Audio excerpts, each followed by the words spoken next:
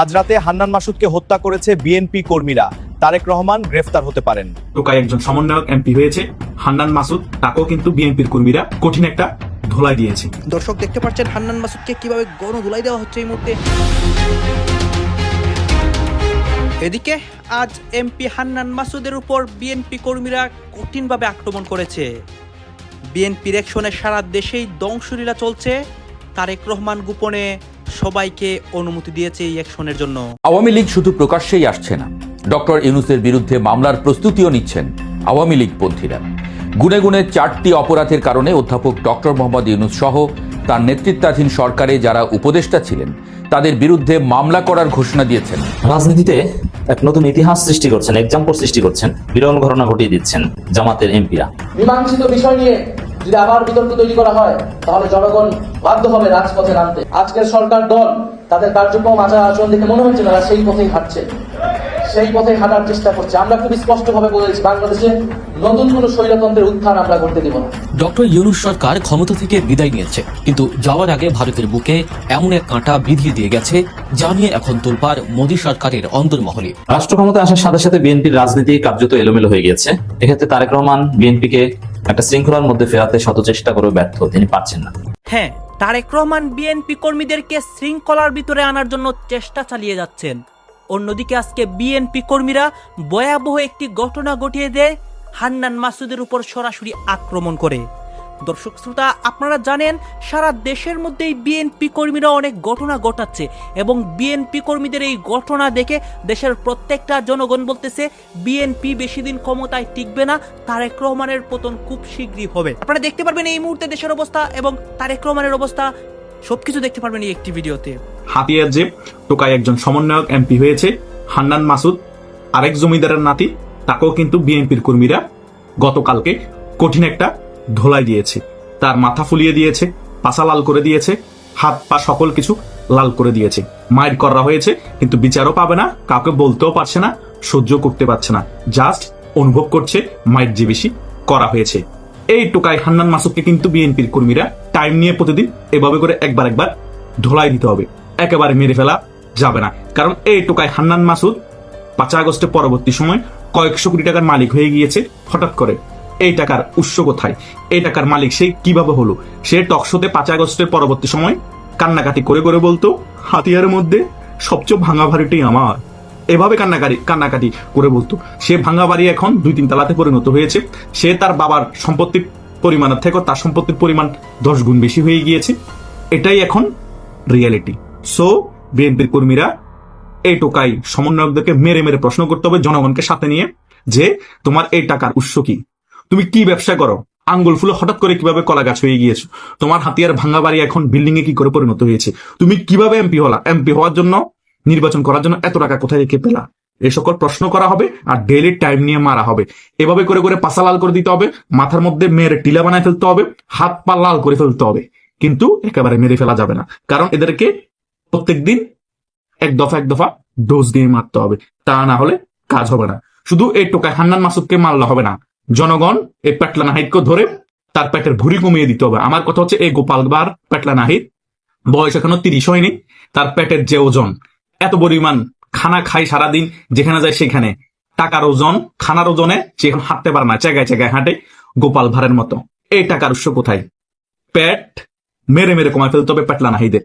বিনা ভোটে এমপি বানিয়ে দিয়েছে ডক্টর ইউনূস। আরেক জমিদারের নাতি সার্ভিস আলম তো মায়ের ভয়ে ঘর বাড়িতে এখন যায় না, সে তো নির্বাচনে হেরে গিয়েছে। আরেক শিবিরের গুপ্ত কর্মী ছিল আক্তার হোসেন, সেও রংপুরে নির্বাচনে পরে মাইক টের খায় ছেঁড়া বেড়া হয়ে গিয়েছে, সে এখন ঘর বাড়িতে যেতে পারে না।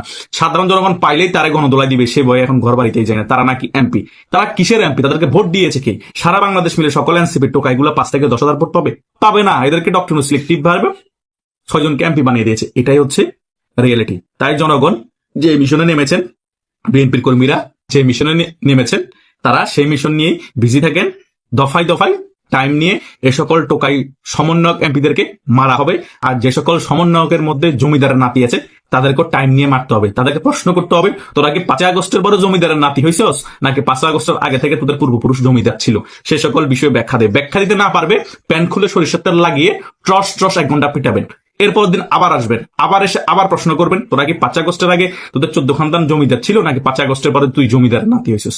আবার উত্তর দিতে না পারলে আবার টাইম নিয়ে মারবেন। এভাবে চলমান থাকবে তাদেরকে একেবারে মামলা দিয়ে জেলও ঢুকানো যাবে না, মেরেও ফেলাও যাবে না। এদেরকে রেখে রেখে টাইম নিয়ে মারতে হবে। এটা খুব পৈশাসিক আনন্দ, কারণ 5 আগস্টের পরবর্তী সময় তারা বাংলাদেশের জনগণের সাথে যে পরিমাণ ধোঁকাবাজি করেছে, বাংলাদেশের জনগণকে ব্রেন ওয়াশ করে দেশের মধ্যে যেভাবে চাঁদাবাজি, লুটপাট, গুম, হত্যার অভয়ারণ্য গড়ে তুলেছে, দেশের টাকা বিদেশে হাজার হাজার কোটি টাকা যেভাবে পাচার করেছে, তাদের জন্য এই শাস্তিটাই প্রযোজ্য। এদেরকে যদি আপনারা দৈনিক আধা ঘন্টা করে টাইম নিয়ে না মারেন, তা না হলে সাধারণ জনগণের মনে শান্তি আসবে না। সাধারণ জনগণের মনে শান্তি আনতে হলে এদেরকে প্রতিদিন আধা ঘন্টা করে সরিষার তেল লাগায় পাচার মধ্যে ক্যারেট বেদ দিয়ে টাইম নিয়ে মারতে হবে, তাহলে বাংলাদেশের জনগণ পৈশাসিক আনন্দ পাবে।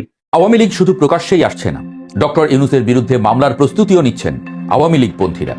গুনে গুনে 4টি অপরাধের কারণে অধ্যাপক ডক্টর মোহাম্মদ ইউনূস সহ তার নেতৃত্বাধীন সরকারে যারা উপদেষ্টা ছিলেন তাদের বিরুদ্ধে মামলা করার ঘোষণা দিয়েছেন ঢাকা বিশ্ববিদ্যালয়ের আইন বিভাগের অধ্যাপক শেখ হাফিজুর রহমান কার্জন। সম্প্রতি অনলাইন প্ল্যাটফর্মে অনুষ্ঠিত একটি অনুষ্ঠানে এই ঘোষণা দেন তিনি। মুক্তিযুদ্ধের পক্ষের শক্তি খ্যাত অধ্যাপক কার্জন বলেন, ইউনূস অ্যান্ড গংদের বিচার হওয়া উচিত কয়েকটি কারণে। একটি সংবিধান লঙ্ঘন, আরেকটি রাষ্ট্রীয় সার্বভৌমত্ব বিপন্ন করায়, এবং ডক্টর ইউনূস ইউএস এর সঙ্গে যেসব চুক্তি করেছে সেসব চ্যালেঞ্জ করে আরেকটি মামলা করা যেতে পারে। তিনি বলেন, আরেকটি মামলা আমি করব, সেটা হলো জাতির পিতা বঙ্গবন্ধু শেখ মুজিবুর রহমানের 32 নম্বরের বাড়ি ভাঙচুর নিয়ে। সেখানে যে দুষ্প্রাপ্য ডকুমেন্ট ছিল, যে সমস্ত এভিডেন্স ছিল, সেটি দেশি বিদেশি কার ইন্ধনে বারবার ভাঙা হলো, এবং অন্তর্বর্তী সরকারের কারা ভেতর থেকে এটা হতে দিলেন, সেখানে পুলিশ সেনাবাহিনী কেন গেল না, সেটা নিয়ে একটা মামলা করব। 1.5 বছরে 133টি অধ্যাদেশ জারি করা হয়েছে উল্লেখ করে কার্জন বলেন, গত 18 মাসে 133টি অধ্যাদেশ জারি করা হয়েছে, যা অস্বাভাবিক বিষয়। এই সংক্রান্ত বিবিসির একটি প্রতিবেদনের কথা উল্লেখ করে তিনি বলেন, 133টি অধ্যাদেশের মধ্যে 132টি অধ্যাদেশই অনিশ্চয়তার মধ্যে পড়েছে। ঢাকা বিশ্ববিদ্যালয়ের প্রভাবশালী কোনো শিক্ষক যখন এমন হুঁশিয়ারি দেন, তখন বিষয়টি আর কম গুরুত্বপূর্ণ থাকে না। বিশেষ করে বিএনপি সরকারের মধ্যেও ইউনূস সরকার নিয়ে বেশ বিব্রত বোধ খেয়াল করা যাচ্ছে। প্রধান প্রসিকিউটর পদ থেকে বাদ দেওয়া হয়েছে তাজুল ইসলামকে, আওয়ামী লীগের রাষ্ট্রপতিকে নিজের করে নেয়া, কিংবা বাংলাদেশ ব্যাংকের গভর্নর পদ থেকে ইউনূসের নিয়োগকৃত ডক্টর আহসান এইচ মনসুরকে বিদায় করে দেওয়া, সবকিছুই যে একই সূত্রে গাঁথা সেটা পরিষ্কার। এই সুযোগে ডক্টর ইউনূসের প্রতি ক্ষোভ রাগটা ক্যাশ করে নিতে নতুন উদ্যমে মাঠে নেমেছে যেন আওয়ামী লীগ। প্রশ্ন হলো, সত্যিই কি ডক্টর ইউনূসকে মামলায় ফাঁসানো যাবে, কিংবা ইউনূস কি এমন কিছু করে গেছেন যার ফলে তাকে দেশদ্রোহী আখ্যা দিয়ে জেলে ভরে দেওয়া যাবে? দেশকে কেমন শাসন করেছেন আসলে ভদ্রলোক? বিশ্লেষণ কি বলে দেখা যাক। ডক্টর ইউনূস যখন অন্তর্বর্তীকালীন সরকারের দায়িত্ব নেন, তখন দেশের মানুষের প্রত্যাশা ছিল পাহাড় সম। ছাত্র জনতার গণ অভ্যুত্থানের পর একজন নোবেল জয়ীকে ত্রাণকর্তা হিসেবে দেখেছিল সবাই। কিন্তু গত 18 মাসের শাসনকালের ময়না তদন্ত করতে গেলে দেখা যায় চিত্রটা বেশ হতাশাজনক। দেশ পরিচালনার ক্ষেত্রে ইউনূসের নিজের একচ্ছত্র আধিপত্য এবং স্বেচ্ছাচারিতার অভিযোগ এখন প্রবল। খোদ রাষ্ট্রপতি মোহাম্মদ শাহাবুদ্দিন সম্প্রতি একান্ত সাক্ষাৎকারে বোমা ফাটিয়েছেন। তিনি জানিয়েছেন, ডক্টর ইউনূস দেশে ফেরার পর বিমানবন্দরে বসেই 3 বাহিনীর প্রধানদের সঙ্গে বসে নিজের ইচ্ছে মতো উপদেষ্টাদের খসড়া তালিকায় কাটছাঁট করেছিলেন। রাষ্ট্র ক্ষমতা আসার সাথে সাথে বিএনপির রাজনীতি কার্যত এলোমেলো হয়ে গিয়েছে। এক্ষেত্রে তারেক রহমান বিএনপিকে একটা শৃঙ্খলার মধ্যে ফেরাতে শত চেষ্টা করেও ব্যর্থ, তিনি পারছেন না। তারেক ম্যাজিকে আওয়ামী লীগের ভোটে সহযোগিতায় কারচুপি করে বিএনপি ক্ষমতায় আসতে পেরেছে। ক্ষমতায় আসার যে নীল নকশা, দুর্বিসন্ধি, সেই আই হ্যাভ এ প্ল্যান সফল হয়েছে। বাট বিএনপিকে লাইনে আনতে, বিএনপিকে একটা কাঠামোর মধ্যে রাখতে, কিংবা বিএনপিকে সুশৃঙ্খল করতে, বিএনপিকে চাঁদাবাজি অন্যায় থেকে দূরে রাখতে তারেক ম্যাজিক কাজ করছে না। তারেক রহমান পারছেন না। এমনকি তার এমপিদেরও নিয়ন্ত্রণ করতে পারছেন না, তার নেতাকর্মীদেরও পারছে না। নেতাকর্মীদের যুক্তি একটাই, 17 বছর নির্যাতিত ছিলাম, এখন আমাদেরকে খাইতে দিতে হবে। পাবলিক টয়লেট খাবো, বাজার খাবো, সব খাবো, এটা আমাদের দিতেই হবে। কিন্তু তারেক রহমান হয়তোবা চাচ্ছেন যে না, একটা কাঠামোর মধ্যে আনতে হবে, নইলে তো ক্ষমতায় থাকতে পারবো না। কারণ ওই খাওয়াখাওয়ি করতে যে জনগণের যে প্রতিরোধের মধ্যে পড়বে, তাতে দিন শেষে বিএনপি সরকারের মসনদ নিয়ে টানাটানি শুরু হয়ে যাবে, মসনদ নড়ে চড়ে যাবে। তো দর্শক, এখানে একটা কথা নির্বাচনের আগে ছড়িয়ে পড়েছিল। বিএনপির এক এমপি ক্যান্ডিডেট বলেছিলেন যে 12 তারিখ পর্যন্ত একটু কামড় দিয়ে থাক, 12 তারিখ পর্যন্ত জনগণের পা ধরে থাক, তারপরে জনগণ তোমাদের পা ধরবে। 12 তারিখ পর্যন্ত কোনো চাঁদাবাজি করবে না। এর অর্থ কি? যে 12 তারিখের পরে চাঁদাবাজি করা যাবে। এ ধরনের একটা চিন্তা বা এ ধরনের একটা থিওরি বিএনপির মধ্যে ছিল। যে নির্বাচন পর্যন্ত চাঁদাবাজি তো সবসময় করেছে, কিন্তু নির্বাচনী প্রচারণার সময় চাঁদাবাজি করবে না, আর নির্বাচন শেষ হলে ক্ষমতা আসলে করবে। চিন্তাটাই ছিল এরকম বিএনপির। তো সেখানে তারেক রহমান নিয়ন্ত্রণ করবে কিভাবে? বিএনপির এমপিরাই বিএনপিকে ডুবাবে। মাঠের যুবদল ছাত্রদল তো ডুবাবেই, তবে ছাত্রদলের চাইতে বেশি আগাম করছে এখন যুবদল। আওয়ামী লীগ আমলে যুবলীগের চাইতে বেশি আগাম করতো ছাত্রলীগ, তারা বেশি বেপরোয়া ছিল, কিন্তু এখন বেশি বেপরোয়া মূলত যুবদল। যত চাঁদাবাজি এবং অপকর্ম এগুলো যুবদল করছে। এবং বিএনপির এমপিদের ঘিরে প্রত্যেক এলাকায় মাদক এবং অবৈধ বিভিন্ন ব্যবসা বাণিজ্য, বিশেষ করে চাঁদাবাজির একটা বিরাট সিন্ডিকেট গড়ে উঠেছে।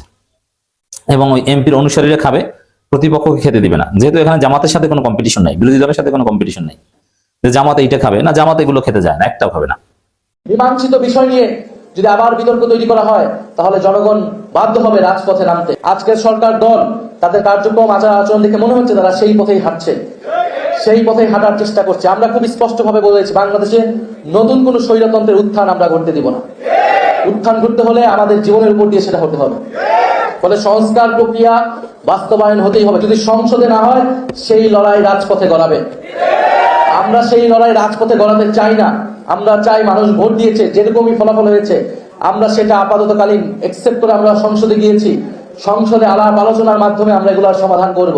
কিন্তু সংসদ অবশ্যই সংস্কার পরিষদ হতে হবে।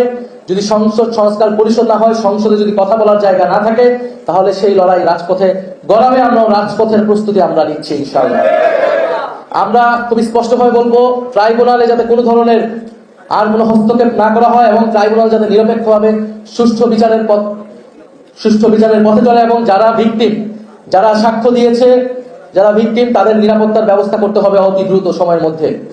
এবং আমরা দাবি জানাচ্ছি, কেন্দ্রীয় ব্যাংকের এই গভর্নরকে সরিয়ে দ্রুত সময়ের মধ্যে একজন দক্ষ এবং যোগ্য, আপনারা আপনাদের পছন্দ অনুযায়ী দেন, কিন্তু দক্ষ, যোগ্য এবং সৎ ব্যক্তিকে বাংলাদেশ ব্যাংকের গভর্নর হিসেবে বসাতে হবে। রমজান মাস, দ্রব্যমূল্যের ঊর্ধ্বগতি হচ্ছে। নতুন সরকার হিসেবে আমরা এখনো ছাড় দিয়ে যাচ্ছি, আমরা এই বিষয়ে কড়া অবস্থান নিচ্ছি না। সামনে ঈদ আসবে, ঈদে যাতে যানবাহন সহ টিকিট ন্যায্য মূল্যে পাওয়া যায়, কোনো কালোবাজারি সেখানে না হয়, মানুষ যাতে নির্বিঘ্নে নির্ঝঞ্ঝাটে কোনো ধরনের সড়ক দুর্ঘটনাটা ছাড়া বাড়ি পৌঁছাতে পারে, ঈদ পালন করতে পারে, সেই ধরনের ব্যবস্থা নেওয়ার জন্য সরকারের প্রতি আমরা আহ্বান জানাবো। জাতীয় ছাত্র শক্তির গণ অভ্যুত্থানের আকাঙ্ক্ষাকে ধারণ করে বাংলাদেশের শিক্ষার্থী সমাজের পাশে তাদের অধিকারের পক্ষে থাকবে। বিশ্ববিদ্যালয়গুলোতে, কলেজগুলোতে যাতে গণতান্ত্রিক পরিবেশ থাকে, কথা বলার অধিকার থাকে, সেটা নিশ্চিত করার দায়িত্ব জাতীয় ছাত্র শক্তি।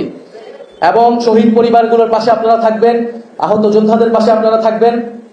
একটা কথা শোনা হচ্ছে, ডক্টর ইউনূস সরকার ক্ষমতা থেকে বিদায় নিয়েছে, কিন্তু যাওয়ার আগে ভারতের বুকে এমন এক কাঁটা বিধিয়ে দিয়ে গেছে, যা নিয়ে এখন তোলপাড় মোদী সরকারের অন্তর্মহলে।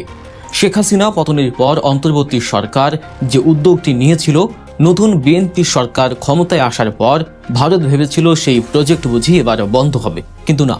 লালমনিরহাটের সেই পরিত্যক্ত বিমান ঘাঁটি নিয়ে আবারও শুরু হয়েছে নতুন নাটক। দিল্লির দাদাগিরি আর লাল চোখ উপেক্ষা করে ডক্টর ইউনূস সরকার যে কাজ শুরু করেছিল, তারেক রহমানের নেতৃত্বে বর্তমান সরকার কি সেটা শেষ করার সাহস দেখাতে পারবে, নাকি গদির মায়ায় আবারও সেই পুরনো তোষণ নীতিতে ফিরে যাবে বাংলাদেশ? লালমনিরহাট এয়ারবেস নিয়ে ভারত ও বাংলাদেশের নতুন সরকারের এই স্নায়ুযুদ্ধ কোন দিকে মোড় নিচ্ছে? পাকিস্তান থেকে যুদ্ধ বিমান কেনার গুঞ্জন আর চিকেন নেক করিডর নিয়ে দিল্লির ঘুম হারাম হওয়ার আসল কারণ কি, জানাবো আজকের এই এক্সক্লুসিভ বিশ্লেষণে। 5ই আগস্টের পট পরিবর্তনের পর বাংলাদেশের রাজনীতিতে ঝড়ের বেগে অনেক কিছু বদলে গেছে। অন্তর্বর্তীকালীন সরকার খুব অল্প সময়ের জন্য ক্ষমতায় থাকলেও তারা উত্তর জনপদের মানুষের দীর্ঘদিনের দাবি পূরণে লালমনিরহাট বিমানবন্দর চালুর যে উদ্যোগ নিয়েছিল, তা ছিল এক কথায় ঐতিহাসিক।